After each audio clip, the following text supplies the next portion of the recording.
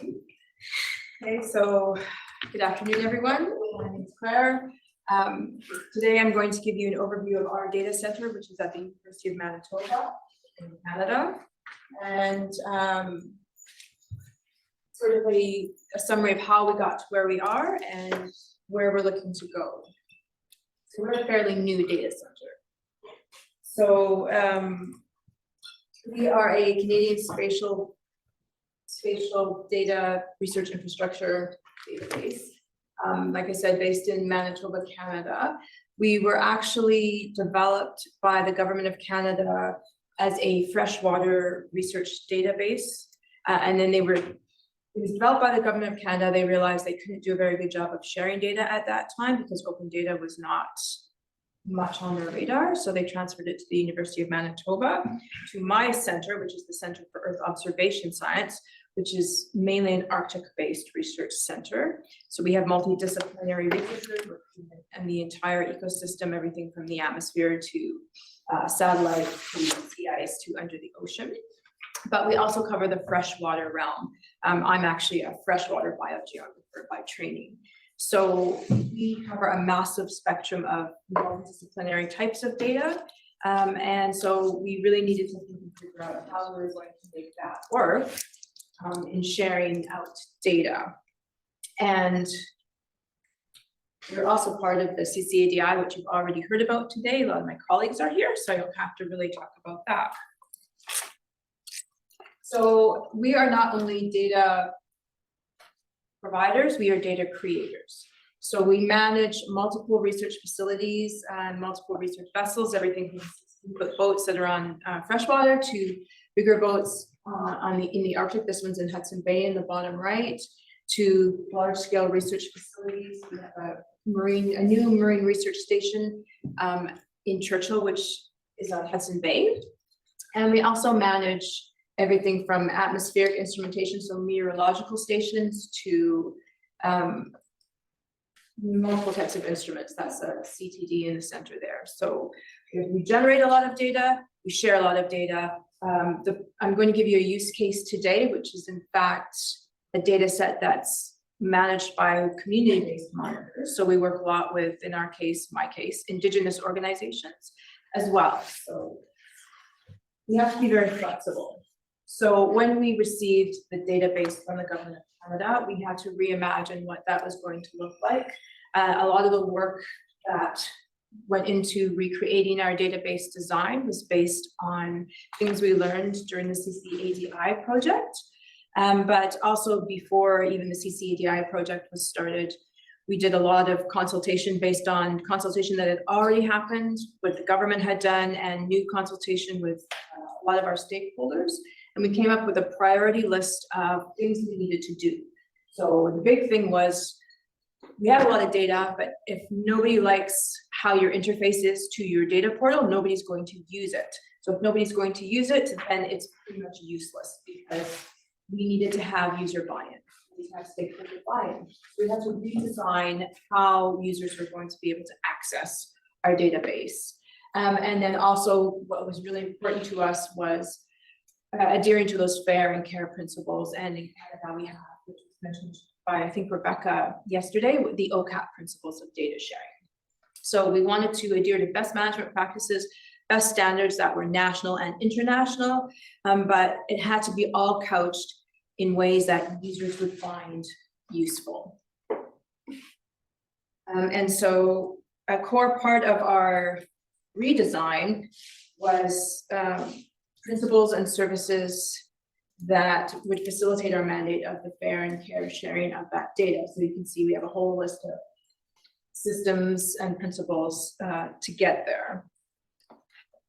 And a lot of this is based essentially around being able to share that data out. And so to do that, we created a decentralized data sharing management system.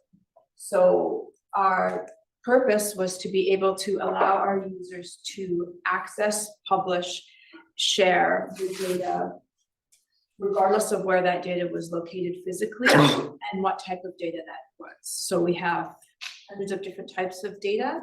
So we use multiple platforms to do that. And most of them have already been talked about today. database. We use GeoServer with a GeoNode user interface for mapping. We use ERDAP for things like electronic data and for remote sensing data. And everything is fed through our CCAN as sort of our core database system. And it has a Drupal overlay for user friendliness, basically. And then we will be making use of the CCADI semantic mediator to address some of those interoperability issues.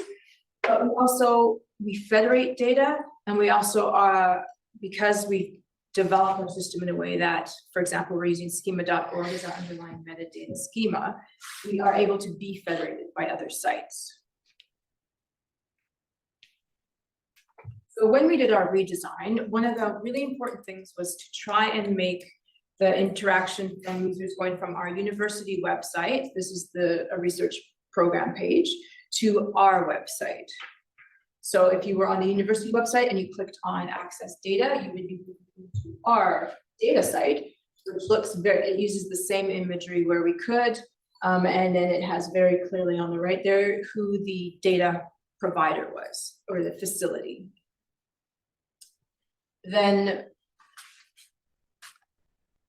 we also created this sort of very simple home page. So we used an additive metadata principle, meaning that there are multiple ways that users can access metadata. So you can do a basic search, which will allow users to search. It's a free text search where you can search on any term you like. But there's also a curated list of sort of topics and search terms you can use if you aren't sure what you want, or you are sure what you want and you just want to be able to get there. And as well, we have a spatial search. So you can search spatially, you can draw your own bounding box, you can enter coordinates, or you can choose from a curated list of sites that are already available. And we also have what we call quick links to pages that the users identified as of more interest. And in this case, you're seeing links to our 2 other platforms. So as I said, we used the additive, we call it the additive metadata service type. We have our data standards, metadata standards were based on the DataCite 4.3 standard now. And so that means that we have a core set of metadata that's required.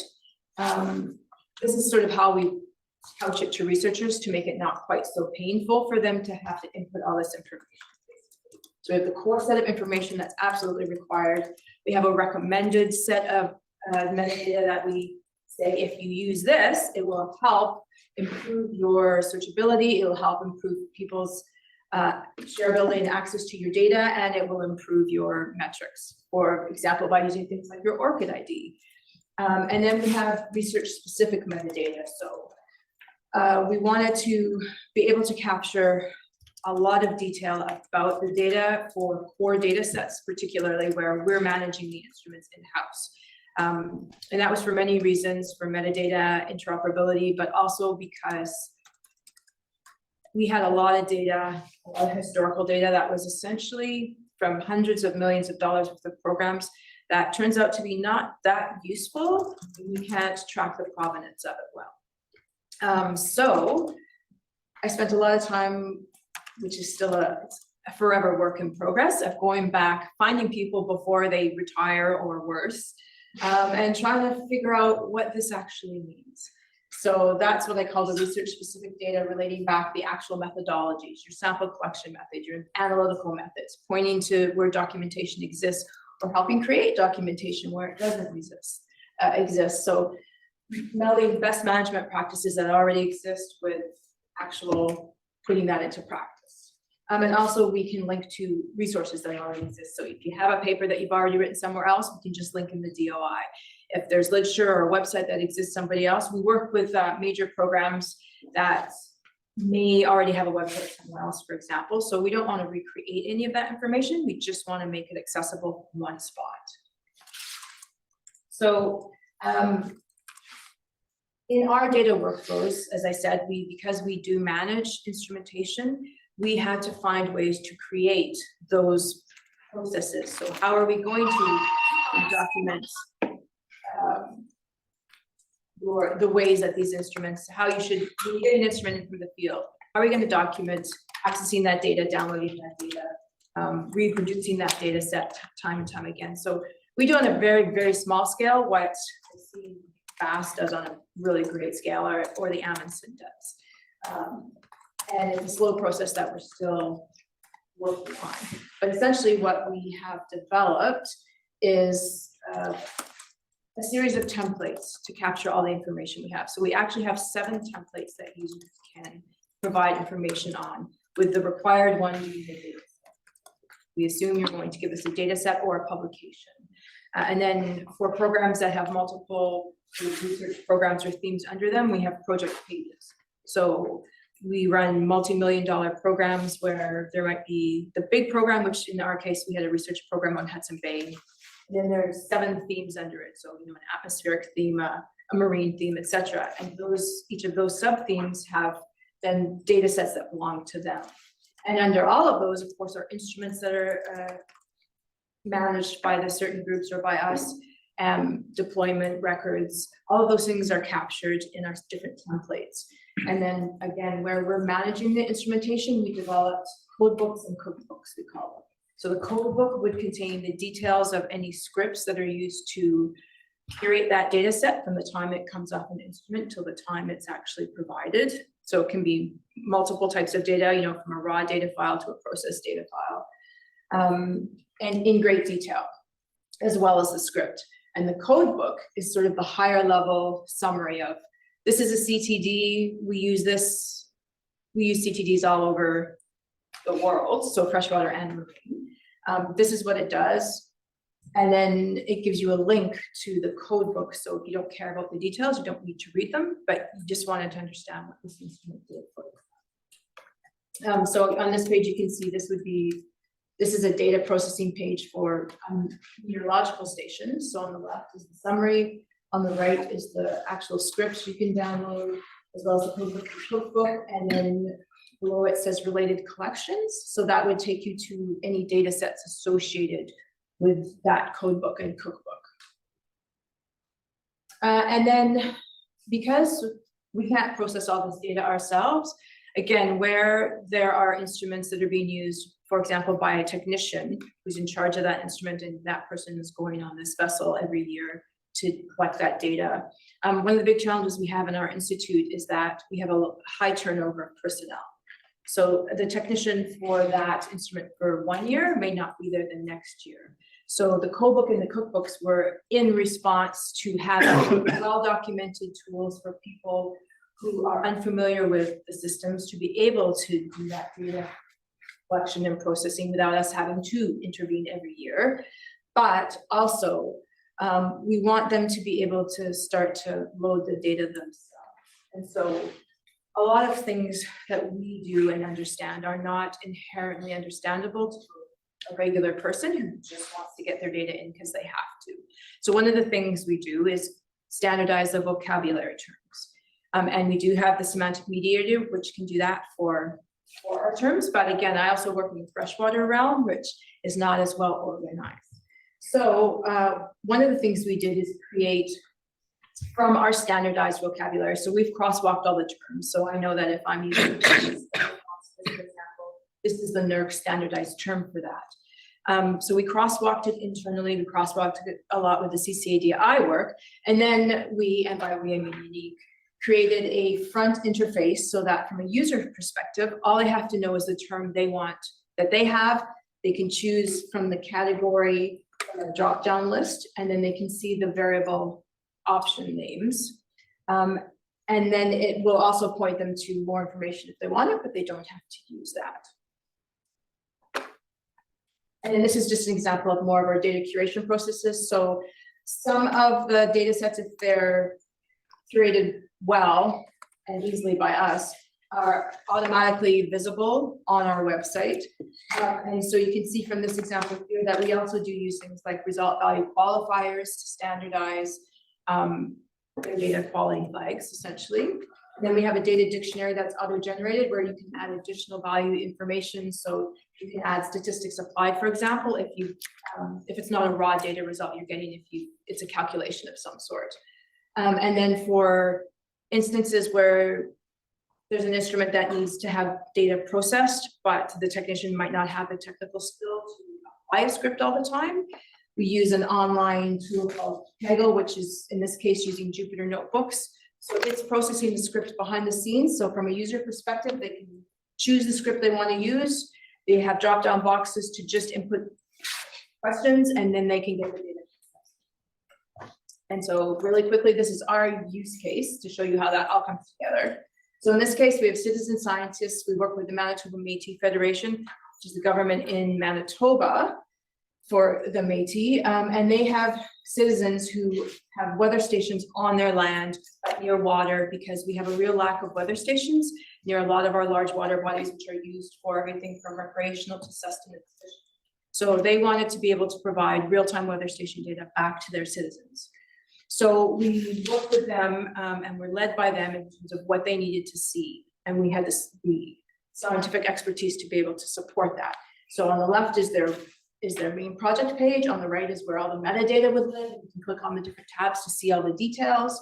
And then that's our workflow, which is kind of similar to what Manish was talking about, but we use it's called the Arctic Data Transloader script. Everything gets loaded into our Frost server. And then in fact, that endpoint is used for multiple ways. So our the weather keepers themselves wanted a very simple dashboard. I just wanted to see data on the left and a graph on the right. So we used Grafana for that. And that's the Frost server endpoint on the left. But then also we wanted to be able to make that data available for people like our climate scientists who might want to build climate models at a more local scale. So the data gets also streamed into our geo server, where we created a customized way for the data to actually be usable. The data transloader actually standardizes the data as well. So we have the link to the NERC vocabulary or the CF vocabulary, and we have a plain language description. And then we also created a smart mirror so that in the MMF office itself, people that don't have access to a computer or just want to walk into the community center and see the data can just look and see it on a mirror that sits in the president's office, but that can be scaled up to any size of screen. And then this is the interactive dashboard. So this is the GeoNode layer on top of GeoServer. So here on the left are the two of the weather stations. So if you click on that, you'll get the data on the left, but we also want to provide perspective of more weather stations. So we used the Environment Canada weather stations, pulled the ones that were relevant into the dashboard, and you can add it as a layer. And we also made it understandable. So on the left is the Environment Canada data, and then you can overlay similar variables. So you could look at your weather station and compare it to the closest Environment Canada weather station. You can subset that as a time series, and you can download it as a CSV if you want to do further work on it. And then because we want to provide this information actually back as knowledge products, so as scientists, where we really fall down, and one of our key priorities as a research institute, and as a necessary way to justify the work we do, we want to be able to take core information and move that up the scale so it can inform policy. So basically, you have to build what I call an elevator pitch for the information, the key pieces of information you want to get across to the people that are going to make decisions, whether it's the Métis government or whether it's the Canadian government or municipalities. So one of the ways we've done that is also by creating stories or other visualization tools, and sometimes in multiple local languages so that people can access that information. So those are my lessons learned, which you already know, but our biggest, I think, lesson we took away was that we had to build something that was user-friendly and easy to use, which was equally as important as doing everything behind the scenes. So that was it. Thank you.